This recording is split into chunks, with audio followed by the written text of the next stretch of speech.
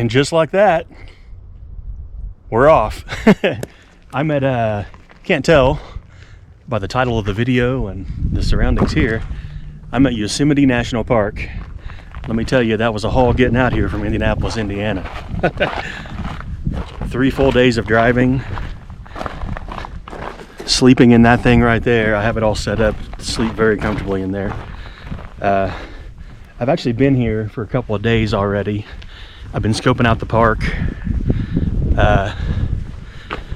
lower Yosemite Valley. I've been kind of getting familiar with just things here. You know, there's only so much you can learn from maps at home until you're really here and kind of get a feel for the place. So I've driven down I'm in the upper, I'm up in the Tuolumne Meadows area, like just the upper part of the park, or well, kind of the western part of the park, I guess, or eastern, my bad, eastern. Really nice up here, not as much crowds. It's basically just backpackers, but I'll get more into that in a minute. Okay, I'll get more specific of exactly where I'm at. I'm up in the Tuolumne, not sure how you pronounce that, Tuolumne Meadows area, near the Tuolumne Meadows Visitor Center and Ranger Permit Station. But anyway, I'm on the trailhead I'm using is the Soda Springs Glen Aulin Trail. I'm not sure what this is officially called, but both places go from here. But my plan tonight is to take the Glen Aulin Trail right there, about 6 miles into the wilderness to Glen Aulin High Sierra Camp. It's an official campground. They have bear boxes. They have privy. So I figured that would be a good way to kind of get my first night and to have a few conveniences. But I'm prepared for not having that stuff. I have a bear canister. Yeah, so I'm good either way. But anyway, let's get going. My plan after that is this. Well, I got a couple options after that, tomorrow. I'm going to be in the Tuolumne River Canyon area. They call it the Grand Canyon of Tuolumne. It's like a big, nothing but waterfalls for miles and miles past this camp I'm going to. So I may decide just to go down that way because there's water source the entire way. Obviously, you're right by the river the entire way. So I may do that depending on how I like this camp, because if I do that, I may just camp down there one night, like down in the Grand Canyon a little bit, and then come back up to Glen Aulin camp. That's an option. Or I could skip the Grand Canyon part and just hike down to May Lake, which is about 8 miles, which is another official campsite, which is a beautiful lake with views of the mountains and whatnot. But if I decide to go that route, and if I'm still into this, I may end up down at Sunrise Lakes, then back up to the car, but we'll get more into that later. Isn't it beautiful? I'm only about a half mile into the trail. Down here, down there, you might be able to see some people. There's a thing called Soda Springs. Apparently there's a spring down there that has some kind of natural carbonation to it. Apparently people go down there and taste it and drink it, but not me. Anyway, I'm at the junction for the Glen Aulin Trail. You can see the High Sierra camp I'm going to is 5.3 miles. That's why I started later today. It's like, I left the car at 12:30, but I've been going slow. It's almost 1. I mean, I'll walk slow up there. That's only going to take me a couple hours. That's walking slow. So I'll get up there mid-afternoon and just relax.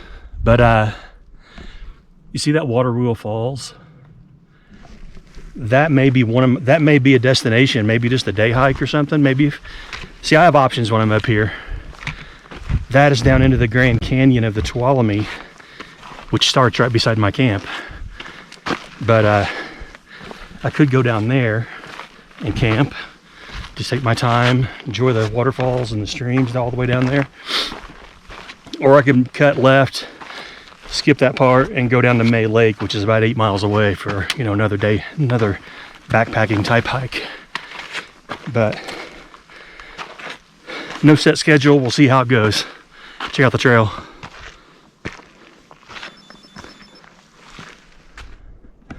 About a mile in, and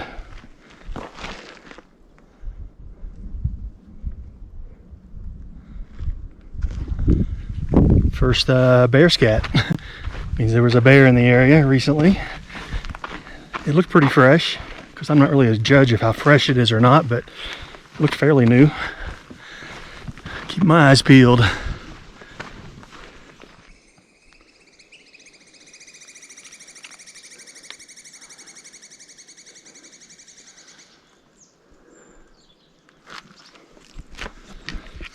First stream crossing, isn't this cool?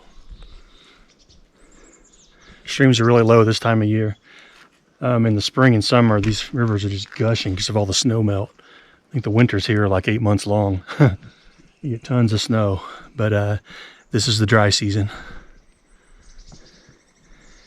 I think it starts snowing around November typically, maybe sooner.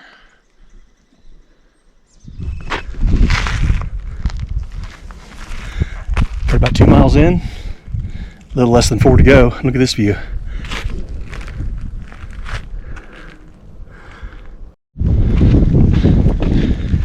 Been walking through the woods a while.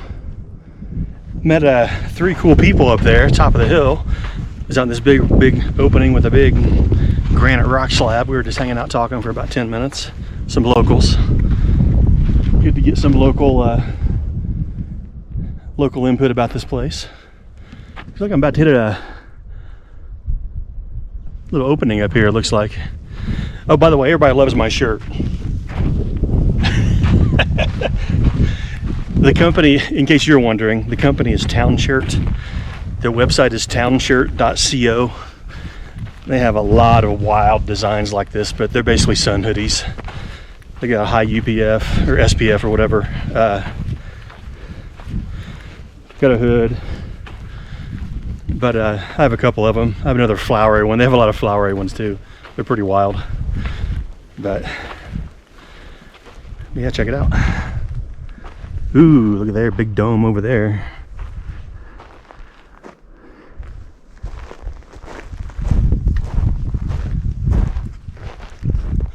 It might be selfie time.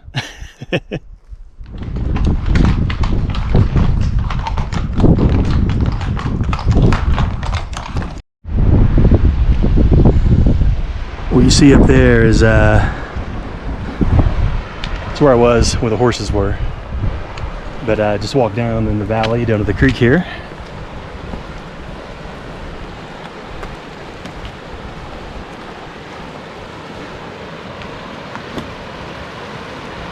Little cascade going on here. I'm not sure what this is called. There's a few waterfalls. I got about a mile left to camp. There's a few waterfalls. This might be one of them.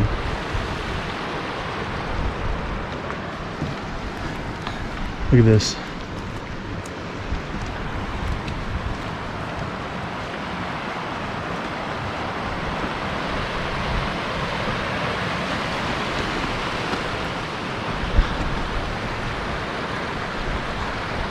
You don't see this in Indiana.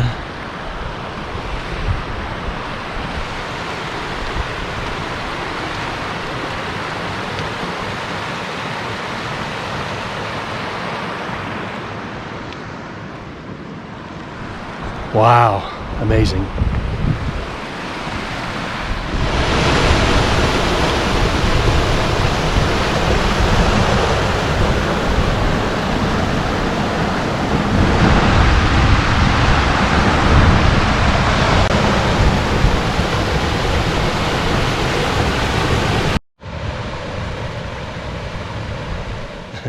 Back down here in the shade. Those are amazing little cascades back there, that nice wooden bridge. Man, that was really cool.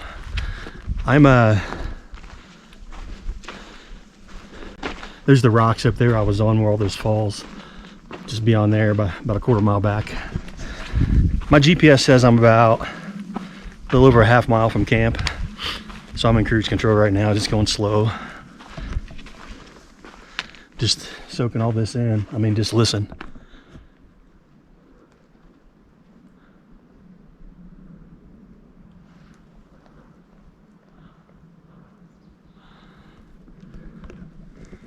Absolutely nothing.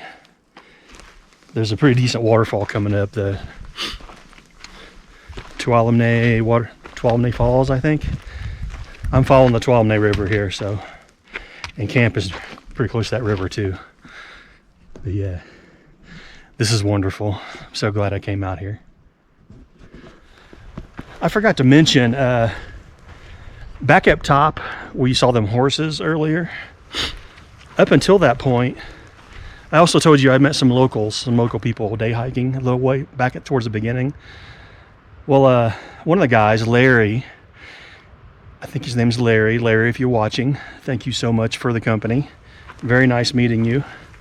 Turns out Larry is a big auto racing fan, specifically Indy 500.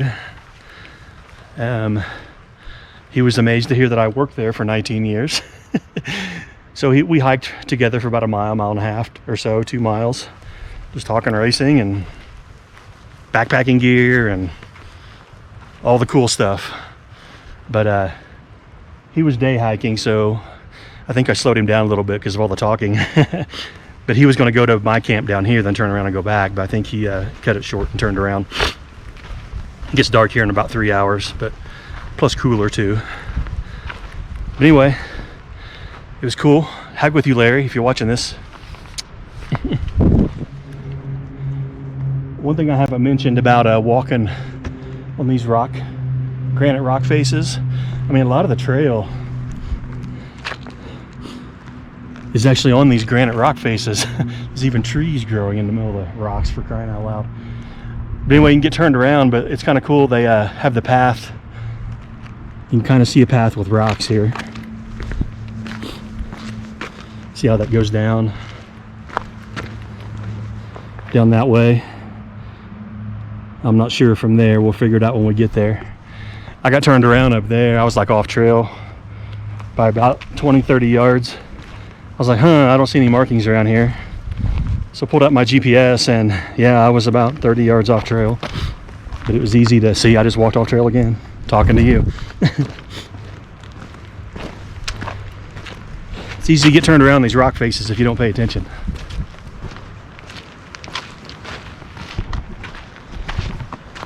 Oh, look at that. It leads right to a real path here. Wow, and just like that, we're in a different ecosystem down here. This is the first time I've seen ground cover type shrubs or plants or whatever they are.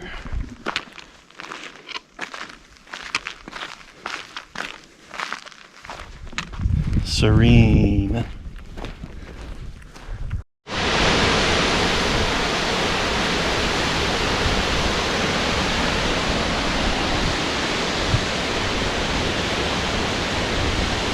Oh my gosh. My first real waterfall. Well, here anyway. Tuolumne Falls.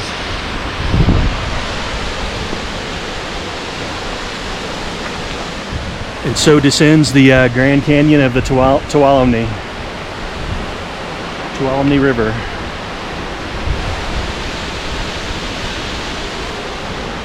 My camp is just right down here a little ways. I think I've read this waterfall isn't too far from my camp, so good stuff.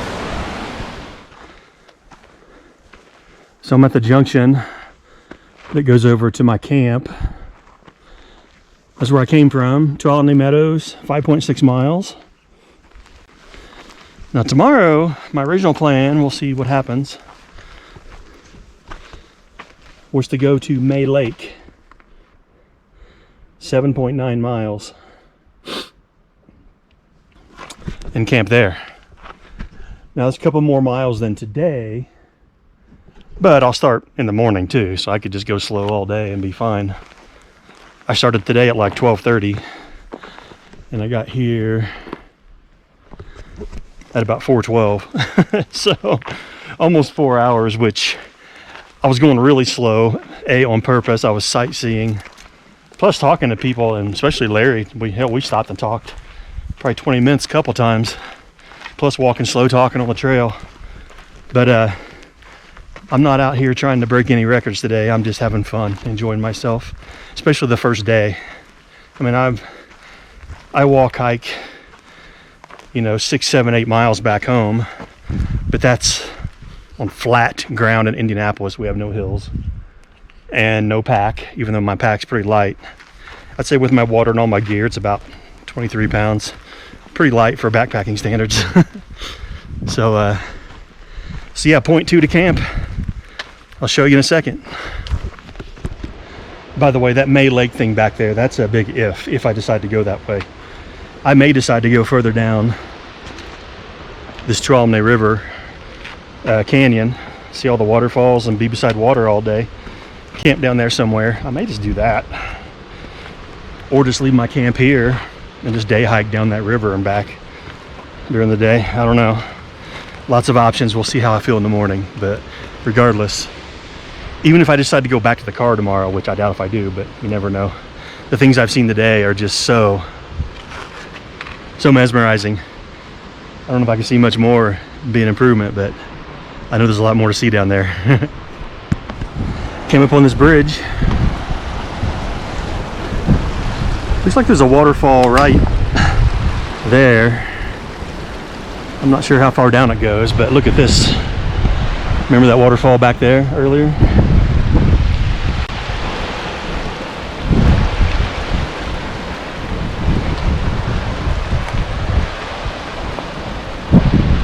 I don't think that's the same one. This is like a lower fall. The other one was way up higher, I believe. Anyway, you see people over there. I think camp's right over in there. Pretty sweet, right by the water, right by the falls. Yet another bridge, crossing over to camp.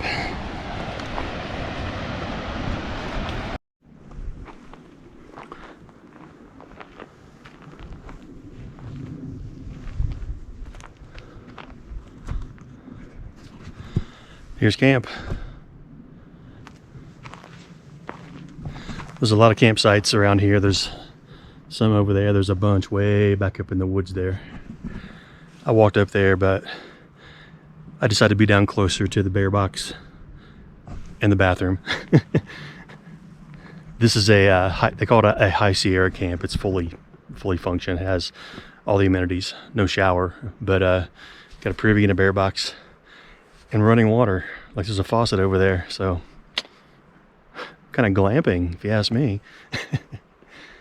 But I think I'm gonna go over there by the water and the waterfall to have dinner. I'll take you over there.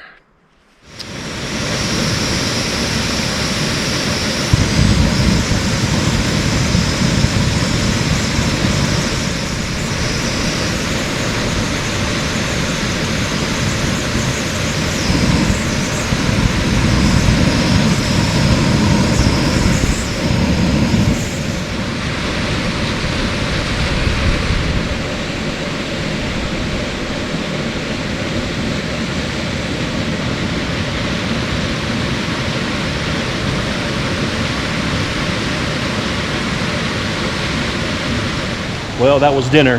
Not a bad spot. Camping is back over there. Probably back out here for breakfast in the morning. So sunset's about a half hour, so I'm gonna get back to my tent and settle in for the night. So this will be the end of day one, assuming nothing exciting happens.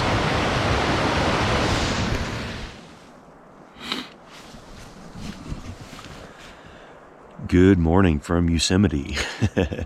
Morning one at the Glen Aulin High Sierra camp. A lot of people here. A bunch of people rolled in after dark. They were kind of loud, but whatever. Put in my earplugs and I was out. Didn't bother me much. Faced the other way so their headlamps weren't shining in my tent. But good night, man. Oh my gosh, it's just feels so amazing to be out here. But I figured while I was in here, I'd give you a little rundown of some of my new gear I got since my last video. I'll start with some of the stuff I'm wearing. This is this material is called Alpha Direct. It's from the company Polartec, I believe. But I don't know, it's kind of hard to tell on here, but it's actually see-through. I mean, you might be able to tell there, maybe not up at the light, maybe not in this tent. But anyway, the warmth to weight ratio, this thing is light as a feather. I mean, it is so freaking light, but it is so warm. Oh my gosh. Now because of all the you know, all the holes in it, you know, it's not windproof. Wind will cut through this thing and like a knife. But when you're like in a tent situation or like somewhere with even outside where the wind's not blowing and it's cold, dude, it's so warm. But it's not just for sleeping in, but people hike in this stuff too. Like if you work up a sweat, the breathability, it just keeps you dry. So once your sweat evaporates as you sweat, but it keeps you warm too. But it's pretty cool. But anyway, I have sleep pants that are the same material, and also some sleep socks of the same material. So basically just rocking my jammies out here in the wilderness. Man, these things are so warm. Plus with this new quilt I got, which I'll tell you about, I was sweating last night. I mean, it got down to like in the 30s last night. In the middle of the night, I woke up literally sweating. I had to like open this bag up. You know, when you open the bag up in the 30s and you're wet, you're going to freeze all of a sudden. But man, so I was went from sweating to freezing. But I had to dry that sweat, man. But luckily this material, it dries, it doesn't stick, you know, it evaporates really fast once you get some air on it. But after about 10 minutes, this stuff, I was pretty dry. But then I was able to adjust the adjustments on my quilt here and my pad. And that's where the magic of this quilt comes in. The company is Catabetic. It's like the Cadillac of sleeping quilts. I mean, it's top notch. Just has, you know, the down and the build is one, the quality is one thing. But the thing that kept me so hot last night, this is kind of a weird system for quilts. It comes with this pad is separate. That's my Nemo Tensor all season pad. But the quilt comes with these cords. One down there and there's one here. And it has these little clips on the bag that it kind of keeps your bag attached, you know, so when you're sleeping and you can tuck it underneath you and it stays there. Now there's two different modes for it. This clip, this setting here, I have it sliding. That way it can be, you can move it around and get to where you want to. Then you can, like, there's another setting. There's one more notch in there. Once you go to that second notch on this side over here towards me, that locks it in. That way it won't move. As you can see, this side, I have this side set up so it doesn't move. I mean, you can move it, you just got to push it kind of hard, but it won't freely move like the other one did. But, you know, it has that, and it has these other clips. It's kind of secondary. There's another ribbon type system too that you can use instead of these cords. But I didn't use those because I just wanted to try this out. This is my first time I've used this. Now, I bought this a few months ago, but you know, when you set it up in your house and you lay down on the pad and you're like, man, this is kind of a pain. Why do I need all these clips on here? Well, in your house, you know, in the summer, it's a nice, you know, 68, 70 degrees, you know, you're like, why do I need all these clips on here? I'm hot in this thing already. Well, you got to be out here in the 30-degree weather to appreciate them. There was no air getting in. I mean, none. It was like a sleeping bag. But I actually had to ventilate it a little bit. I had to loosen them up to let some air in so I wouldn't be sweating so much. Now, the foot box on this thing's the same way. This is the Catabetic Flex, which means you can totally unzip this thing to be just like a flat blanket if you want, like in warmer weather. But the foot box on this quilt, it has a couple features here. It snaps in the middle. See that snap there?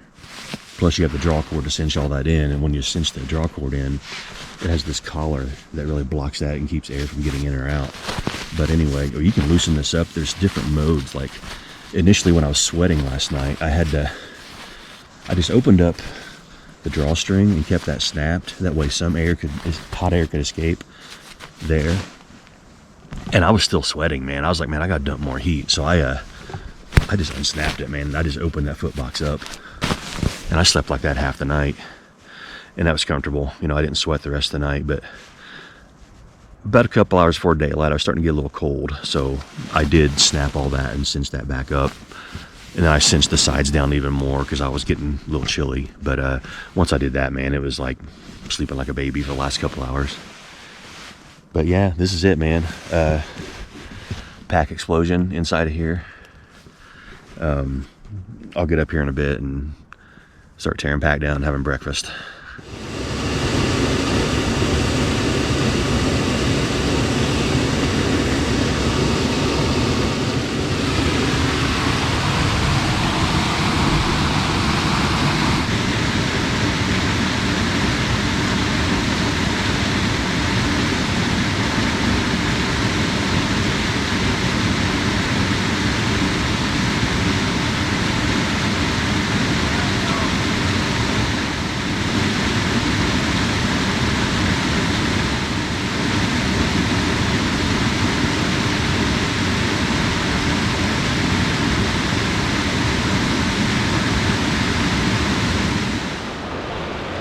Good morning again.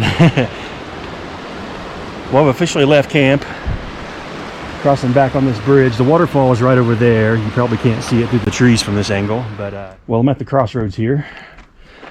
There's the path to May Lake, 8 miles away, which was my original plan. Tuolumne Meadows, that's where my car is, 5.6 miles away. I just came from camp down there. It's about a half mile down that hill. Man, my original plan, I really wanted to go up to May Lake and do that big loop, but I'm just kind of leery of lack of water this time of year. If this were spring or summer, there's water everywhere. All the snow's melting all summer. But the snow's gone. And a lot of the seasonal streams are dry. And with my kidney condition, I need a lot more water than most people, so I'm going to play it safe. And just do make this an out and back, a one-nighter for this particular trip or this particular hike. I'm gonna stay out here a few more days, and maybe I can do another out and back somewhere else. But I want to be fairly close to my car, within 6, 7, 8 miles, so I can hike back in one day if I need to. But you know what? That was a beautiful walk out here yesterday, so I want to really enjoy it going back the other way. So I'll show you a few more sites that I did not show you yesterday. So I came off trail a little bit. It's just right up there, but I had to show you guys this view. Look at this.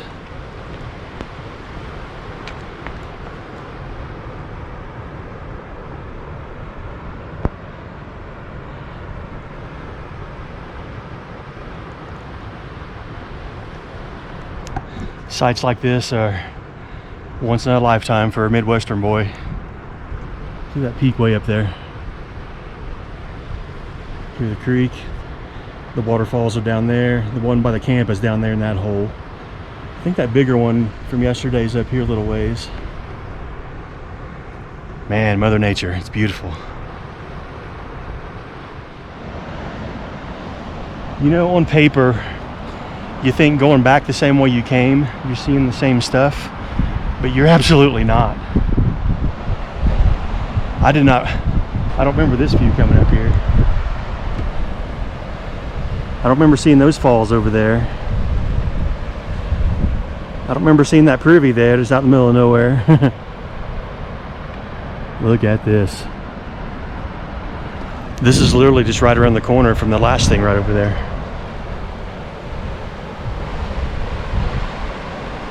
Man, I'm really glad I'm going back the same route. I started earlier in the day so I can go even slower, take my time, relax, enjoy the views.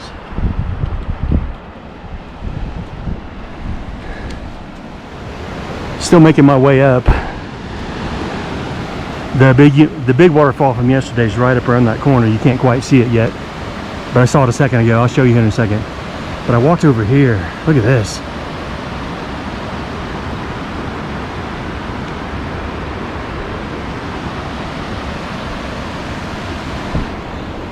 It's the late season here, so it's like in the 60s today, 30s at night. So that water's ice cold.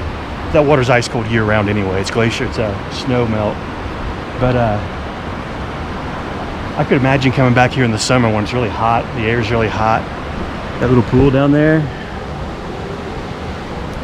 Just hang out in this little area half the day. Taking dips in that little pool out down there. Hanging out in the sun, there's shade too. This would be amazing. I'm not sure if you're allowed to camp here. I don't see why not. Maybe not. You gotta be so far away from water. But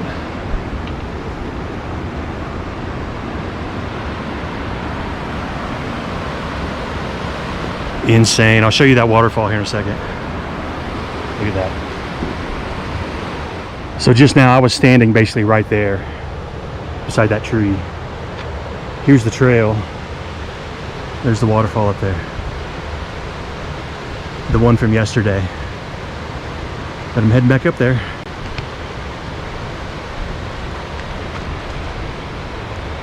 Look at that. Man, I love it out here.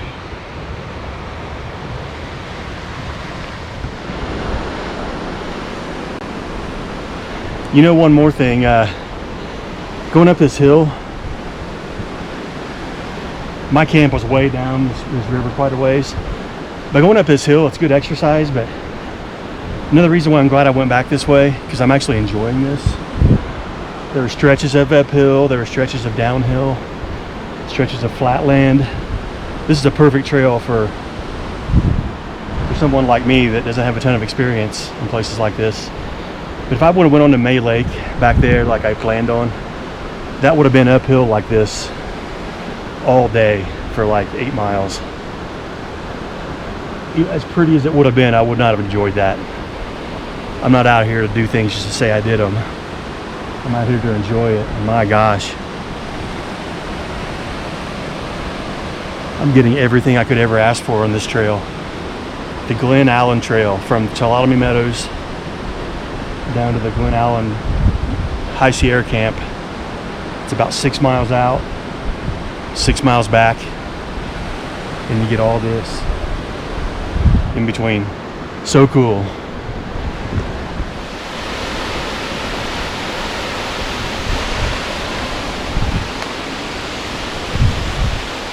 Wow. Tuolumne Falls. And just I think this is low water level. In the spring and summer, that thing is gushing. Much, much bigger. Still beautiful this time of year.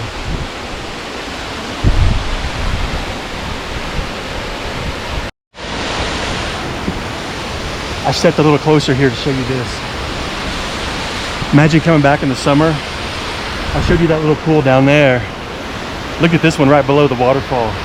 Imagine coming in when it's really hot out. Taking a swim right down there in that pool.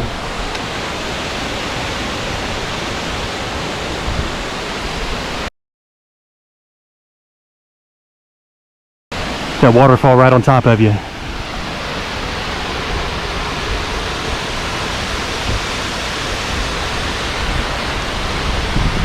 Man, I want to come back in the summer to this exact trail.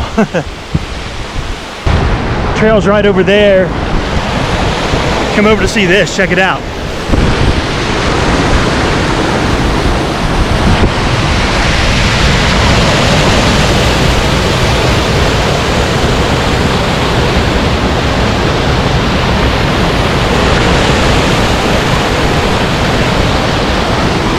This leads to the waterfall, the big waterfall, which is right down there a little ways, not very far. Hell yeah, look at this.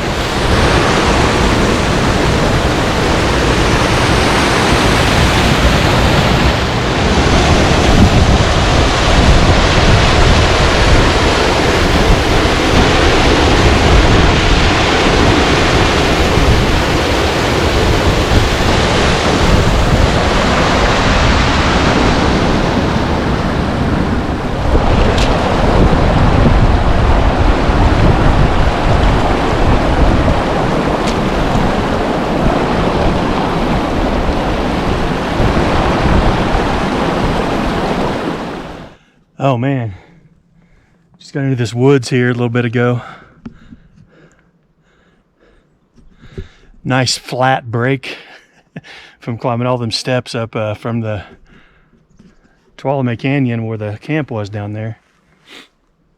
Whew. About 1.5 miles, 2 miles coming up those steps. It's a lot easier going down, trust me. Man, coming up though, I showed you all those things. I mean, you don't even notice the steepness and all the steps because everything is so beautiful. I got one more climb, small one here. There's some steps around here, the corner over there that goes way up there. That's where I showed you the pack mules yesterday. And that's also where my new friend Larry turned around to go back. So from that point up there and a few miles back the other way, I didn't film any coming up here, but it was so pretty. I'll make sure to do that on the way back. But plus I'll stop for lunch somewhere up there. Almost to the top finally. See these cobblestone steps? This is where we saw the mules coming up yesterday. I mean, look at this. Shows you how strong pack mules are and how, I mean, their hooves walking on these rocks packed with all their supplies. A couple of them carrying a human. Man, that's a rough life.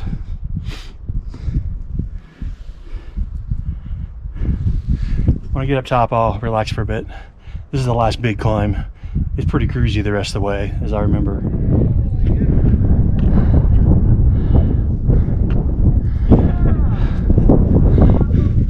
This is where Larry turned around yesterday. Somebody up here juggling. Pretty cool.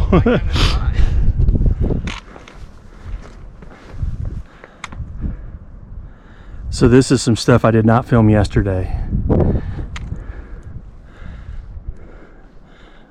There's the trail. Not really marked well here, but I remember it goes around that corner there. Look at that, man, all these pines. Ponderosa pines, maybe. Looks like mountain lion country, doesn't it? Just coming out of the woods again. Here's another part I did not show you yesterday. Walk across this granite face. There's the trail right here. It's marked by rocks and also horse poo or mule dew. But it goes back into the woods right over there somewhere. Tuolumne River over here. Again, I'm sure in the spring that is just huge and rushing and much deeper and wider. Pure Yosemite right here. This whole trip, this whole hike, my goodness. Just finished that rock face. My last update was just right over there. But another thing Larry taught me yesterday is when you're crossing these rock faces so you don't get off trail. You kind of see the rock path. People put rocks up to kind of guide you. But also if there's no rocks there, or if somebody kicks them out of the way or whatever, you see it's darker. There's like a darker path that goes all the way over there. I guess that's from the foot traffic just wearing into the granite. Maybe it's rusting up or, I don't know, exposing more stuff to make it more red. That's interesting. But of course you can also, on this particular trail, just follow the mule poo. It's everywhere. Here yesterday I thought it was bear scat. I was like, man, there's bear scat all over this trail. But then I saw the pack mule team and, like, for example, is that bear or donkey? I have no idea. I'm assuming mule. But I don't know. Some of it looks pretty fresh. I'm seeing hay in there. I'm guessing it's the mules. Anyway.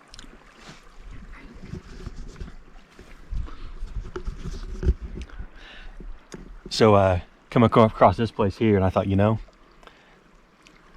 this would be an awesome spot to stop and have lunch. I mean, why not? Got that reddish shrubbery there, mountain stream, granite mountains in the background, tall ponderosa pines. River looks like a pond over there. Granite mountain behind us. Some locals came by a little bit ago, and I commented. I said I could imagine, like in the spring, this river has got to be blazing through here. She said, "Oh yeah." She said there's also waterfalls up here on that rock face. You can kind of see where the water goes downhill. You can see the marks. But she said that's a feature of spring and early summer, is all the water rushing everywhere. But she said also here in the fall, right before winter hits, you see different shrubbery and different flowers and stuff that you don't see in the summer. Well, because they're covered in snow. So, but she said different seasons bring different things to Yosemite National Park. Well, I do want to come back and see the snowy, watery version. I'm very happy to have experienced the fall version too. So nice out here. I'm at like 8,300 feet. It's about 66 degrees. It's perfect.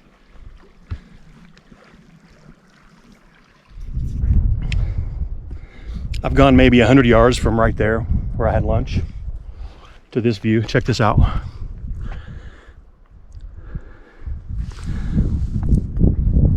Those pointy spires up there. I wonder if those have a name. They look pretty cool. Anyway, that's a much needed break. That was a long lunch. I was back there for about 45 minutes probably. Nice rest. Got about 3.5 miles to the car. It's awesome. Back to the woods. So about a half mile up from where I had lunch back there. Thought I'd show this pretty view. This big log here.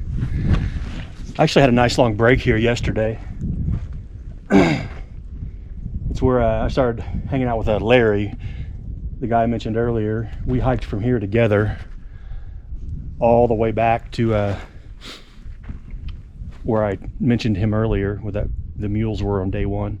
That's where he turned around. But anyway, I thought this would have been a good lunch spot today, but I'm glad I stopped back there because it was beautiful. Maybe even prettier than this, but I don't know, it's hard to top this. Plus this is kind of exposed to the sun this time of day too, so better spot in the shade back there.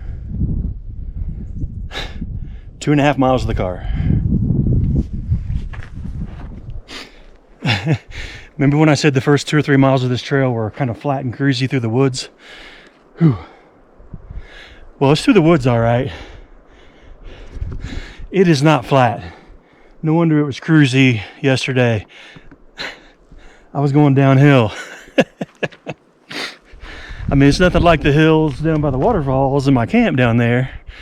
Those are like staircases, but yeah, we're gaining elevation here on the way back. It's more gradual, but it's pretty consistent. Good workout, I guess. Just popping out of the woods again briefly. I think this is the last granite face that I go over, because I believe this was my first yesterday. Could be wrong, but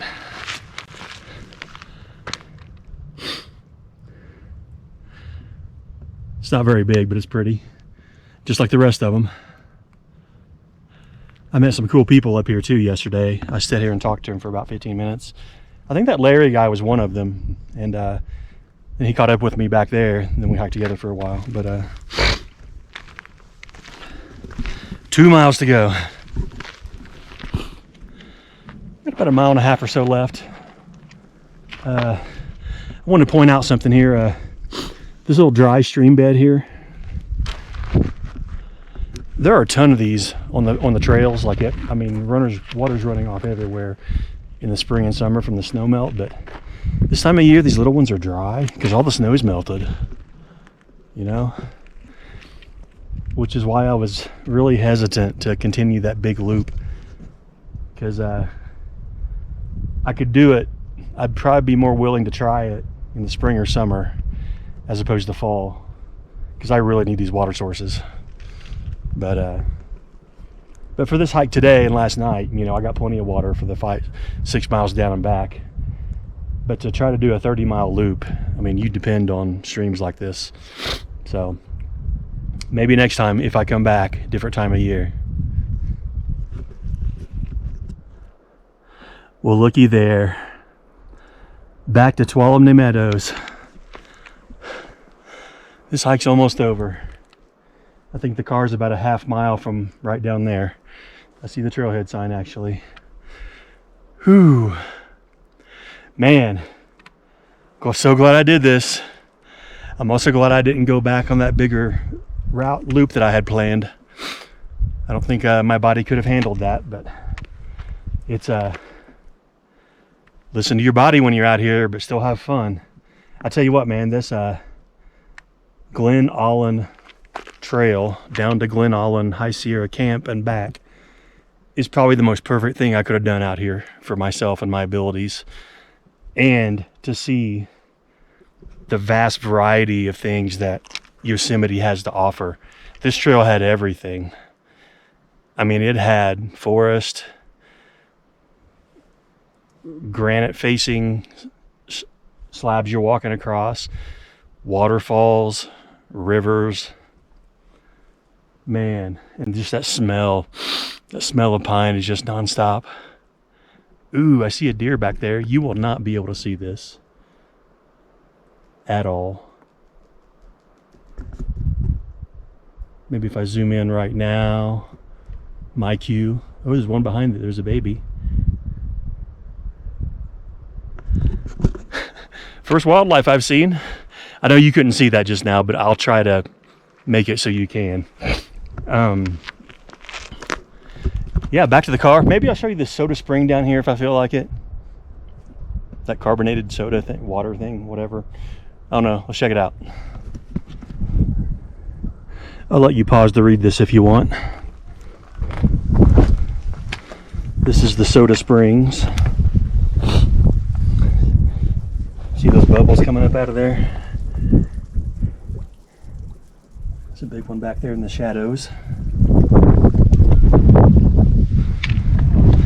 Apparently, if you read that sign, people don't know why, even the experts don't know why this carbonation is here, but apparently it's carbonated. I'm not going to try it. This kind of reminds me of Yellowstone. Almost back to the trailhead. It's just down that little path here. It's more of a service road type path, less than a half mile. But one thing I forgot to mention, I don't know if I mentioned it or not, but see that bottom Pacific Crest Trail? I was actually on the Pacific Crest Trail, or part of it, for this trip. That was pretty freaking cool. I saw that sign, but I forgot to mention it. But I wanted to make sure I got that in the video, because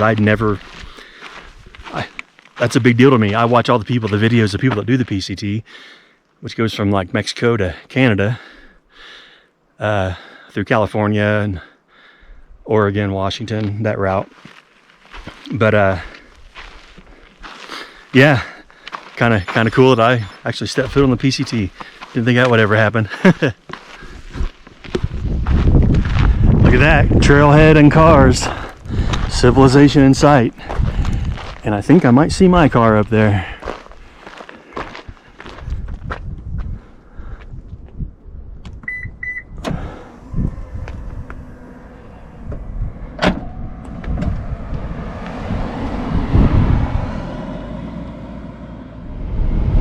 So I'm back in the car, as you can see, but that hike I just did isn't quite finished yet.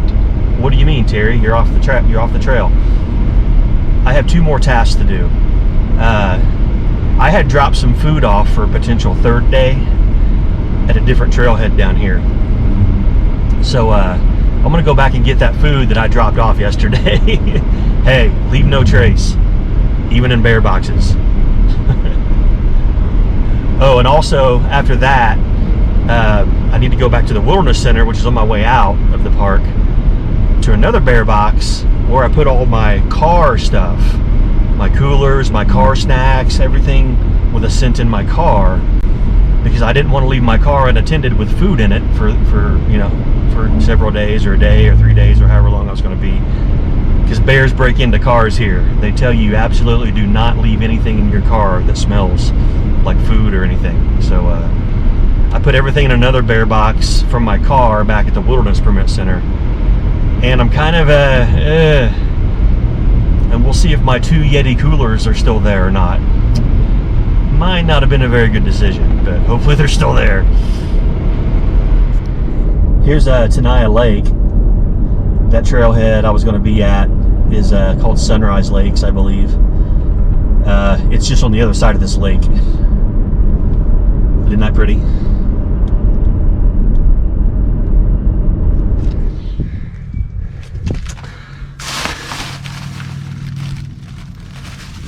I think somebody took my food. Oh no, this is it. Yep, that's totally it. One down, one to go. Okay, I had one more assignment to myself.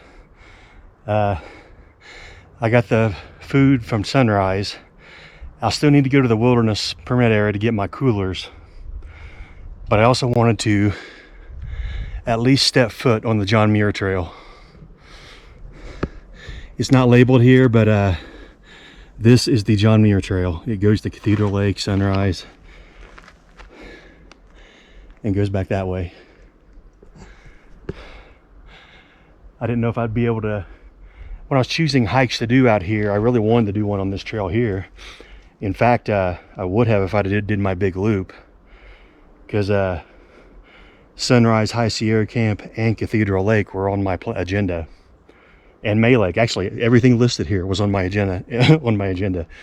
But a little too much for me all in one trek. There's still a chance tomorrow I might stick around one more day, one more night, 2 more nights actually. But tomorrow night, maybe hike out to Cathedral Lake. It's only 4 miles. Camp there, but I don't know, man. I'm really sore. And I've seen a lot here already. But we'll see. I kind of want to go to Utah too for a couple of days on my way back home. But yeah, so here it is. Not in a backpacking or hiking sense, but I've officially stepped foot on the John Muir Trail. Very happy about that. If you don't know who he is, look him up. He's a pioneer of this place, Yosemite, from the 1800s. He's not really from the area, though. He's from somewhere out east. In fact, he lived in Indianapolis for a year or two. And then he somehow made his way out west and discovered this place. Well, he didn't discover it. It was already known in here. But he basically became not so much a founding father, but a grandfather of Yosemite. He lived out here and worked out here for years and years and years, most of his life. He worked with the president back then to make this a national park.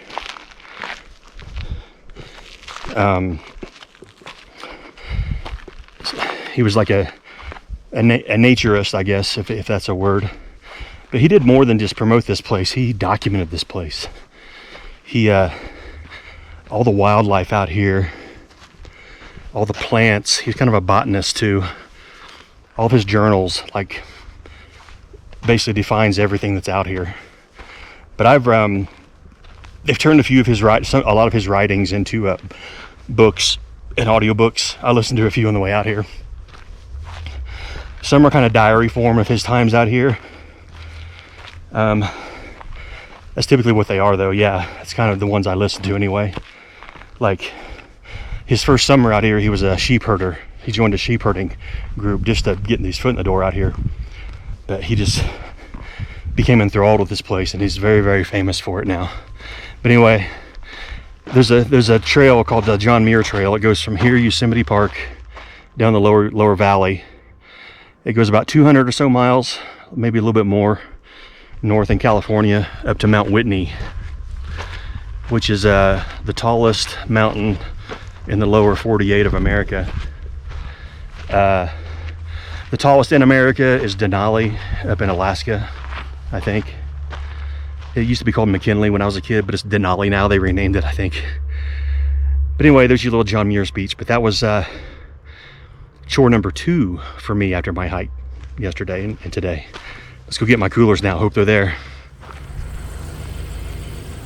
The GoPro battery died, so iPhone time for this one. All right, here's the moment of truth. Did somebody steal my Yeti coolers? Ha ha ha ha. 1, 2. There's all my food. Coke, other smelly stuff. Yay! All right, that's the end of the video. Great trip. I've already done all the outros, so heading back towards home. And by heading towards home, I mean a couple of days in Utah. I'm not going to film any of that because I've already filmed a lot in Utah. Just go back to my history and check those out if you want. Peace.